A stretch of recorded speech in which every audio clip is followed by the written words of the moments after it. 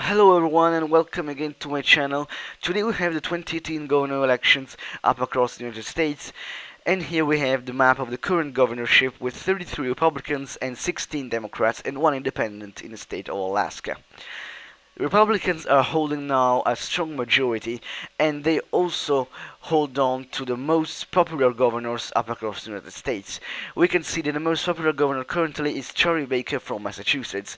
It is a Republican with 60% net approval, 55% actually net approval, and also Larry Hogan from Maryland and Phil Scott from Vermont, three very democratic states, actually the most democratic state in the union that have Republican governors.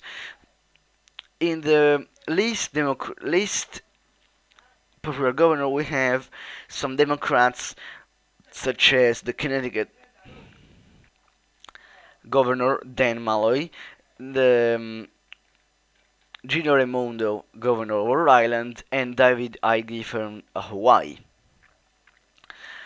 But also we have some Republicans such as New Mexico, Governor Maine's Governor, Alaska's, Wisconsin, Michigan's Governor, Oklahoma's, and Illinois.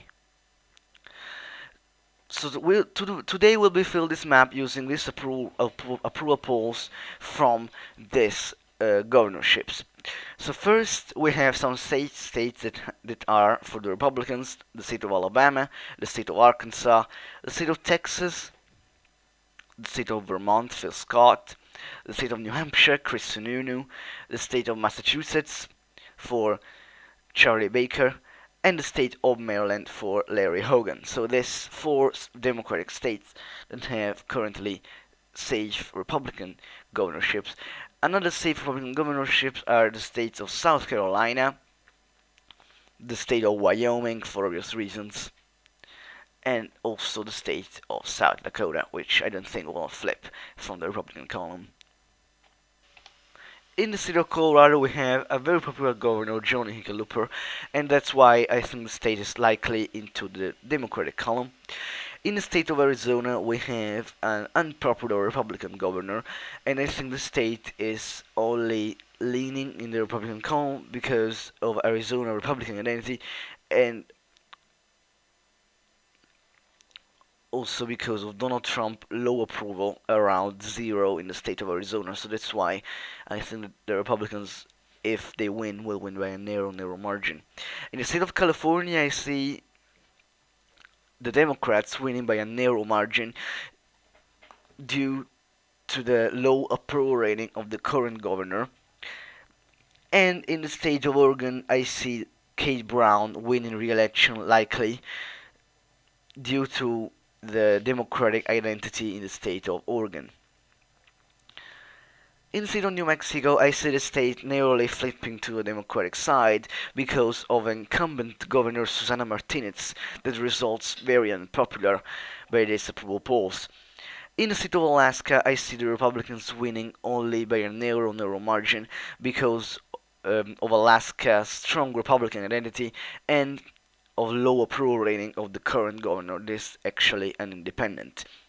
In the state of Hawaii, I see Democrats winning likely, although the current governor David Ige is very unpopular, but I see the state going to the Democrats because Hawaii is one of the most democratic states in the union, along with the states of Maryland, Massachusetts, and Vermont.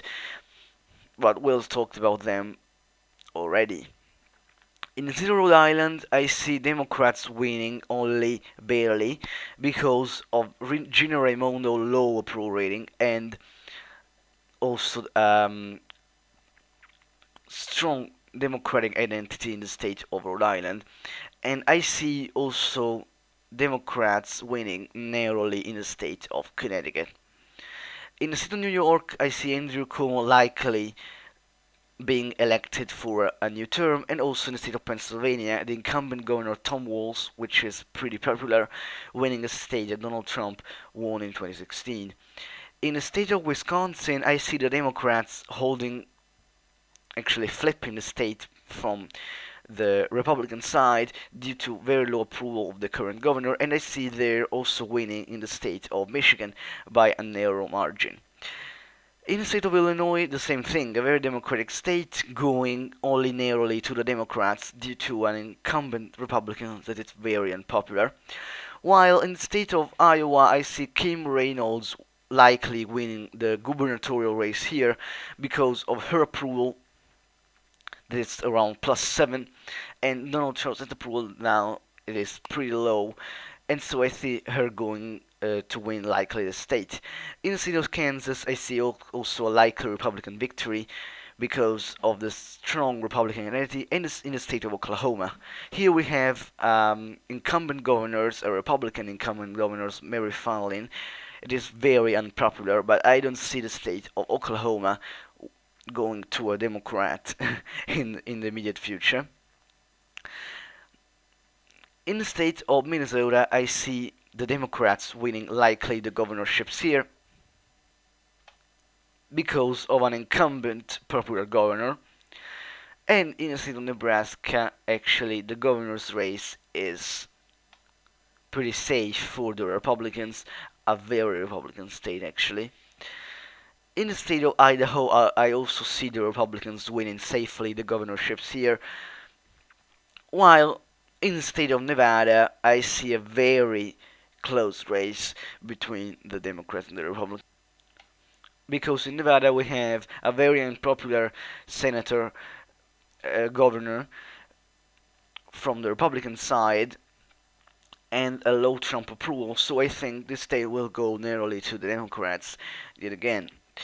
In the state of Georgia, I see the Republican nominee Casey Eagle winning narrowly here election because our Republican governor that is now retiring. In the state of Ohio, I see a likely Republican victory due to high approval rating of the current governors, and also in the state of Tennessee, I see likely Republican victory.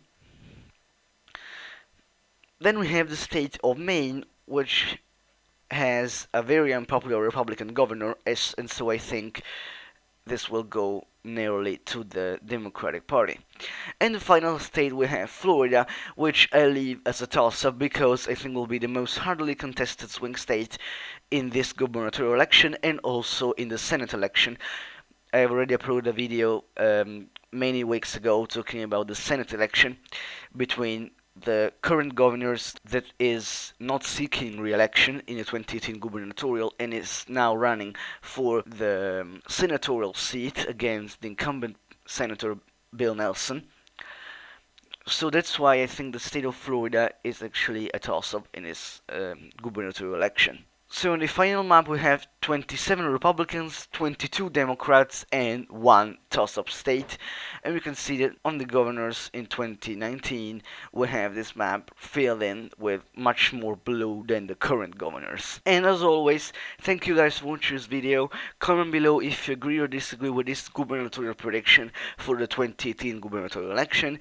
And comment below for suggestions for future videos. Please subscribe to my channel and stay tuned for the videos.